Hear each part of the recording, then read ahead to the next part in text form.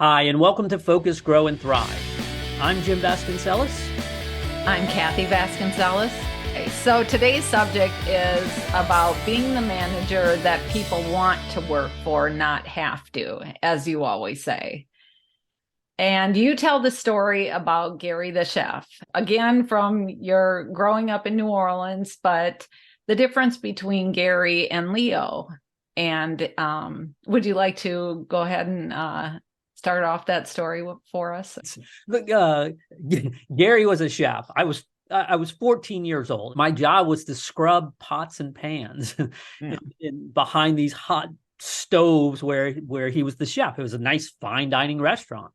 Um, and it was a kind of sloppy, messy job, and I was willing to do whatever I needed to do. But Gary didn't make me want to work there. Gary had a talent for multitasking. Gary could cook and yell all at the same time at everyone. And there's no doubt that he wanted a good experience for the diners and the restaurant.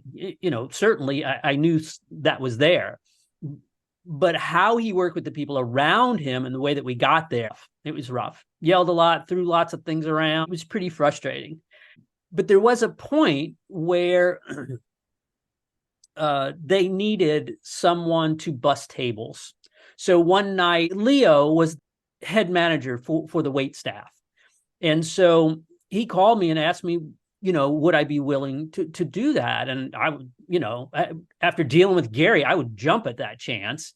But I was a little bit nervous. I'd never done that before. I'm still, 14.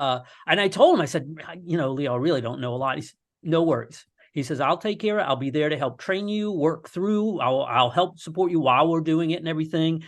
It just made me easily say yes and want to go in. The difference was in the way that Leo talked with me, the way that he supported me. He made me feel like the role was significant. He taught me about dining room etiquette, how to service the customers, how to support the wait staff, because I just a busboy, and the things that I could do to help make their jobs easier, as well as taking care of the clientele. He got me up and running really quick all the time. And even when I was He like, made you want to, right? He oh, made you want to. absolutely. And, if I Yeah. did something or I didn't pick up some plates and then I saw a waiter pulling them off the table, I'm like, oh my gosh, I'm not doing my job. So all this is in the back of my head. And Leo was just like, look, this is part of it. This is part of their job too. They will help you as you go through. So the difference, getting back to the difference between how Gary treated you and, well, actually just the atmosphere that he created compared to the atmosphere that Leo created Mhm. A was big difference. big difference. The energy there, the energy was higher with everyone. It was more inspiring to be out there. Yeah. Wait staff would have a good time at the same Yeah. time. Behind the chef back there, all the people, the support staff working back there too.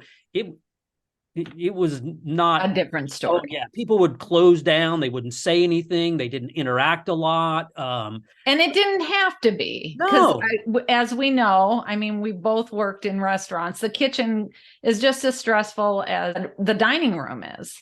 And yeah, it doesn't have to be that atmosphere, though.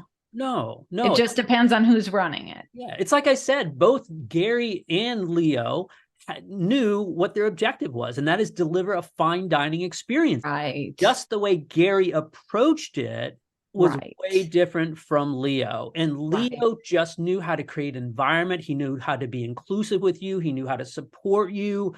Yeah.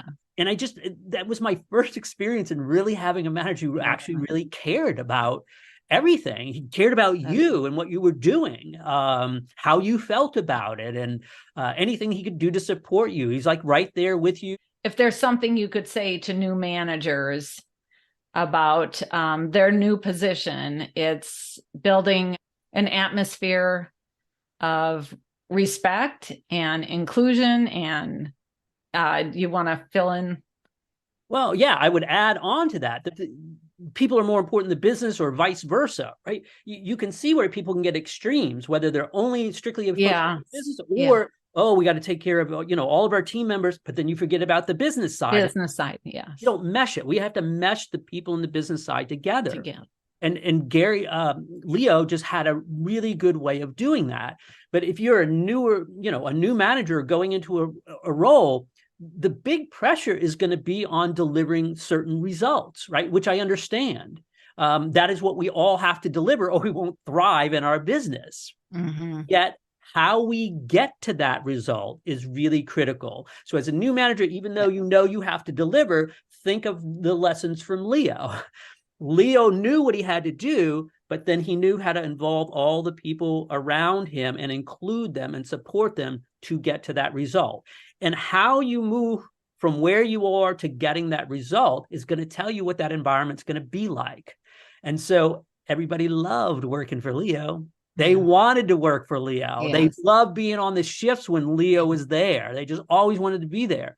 You look behind the scenes with Gary, and unfortunately, I know this guy cared. There was an inkling of gestures that he would do that I could see, but it wasn't enough to carry me forward to continue wanting to do those things for him. I did what I had to do for my job because that was my responsibility. And I would never slack on my responsibilities just because, somebody treated me some way or whatever. What it made me do is give my best, give my all, but start looking for a new route out. Yes. And that's what I don't want to happen with newer managers. You can start seeing turnover. People aren't comfortable. They don't have the information they need. They don't feel included. They feel like a person wants to take control and just drive it and run it instead of bringing it all together. All right. Yeah. All right. Great. Thank you. All right. Thank you. Hey, thanks for listening and joining me on the journey to focus, grow, and thrive. Subscribe, like the video, leave a comment, and I'll see you next time.